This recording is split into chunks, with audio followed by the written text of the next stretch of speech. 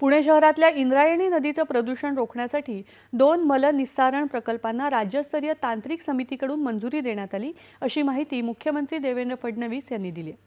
या प्रकल्पातून नदी संवर्धन, पूर नियंत्रण, पाण्यावर प्रक्रिया आणि सौंदर्यीकरण अशा चारही बाबी साध्य होणार आहेत। एकूण 526 कोटी रुपयांचा हा प्रकल्प असून अमृत अभियानाच्या दुसऱ्या टप्प्याअंतर्गत तो राबवला जाणार आहे।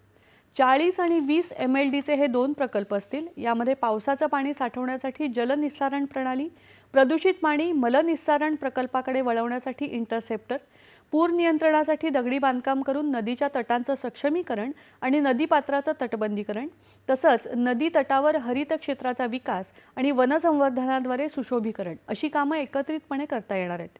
यामुळे मोठ्या प्रमाणात प्रदूषण रोखता येणार असून नागरिकांनाही मोठा दिलासा मिळणार आहे।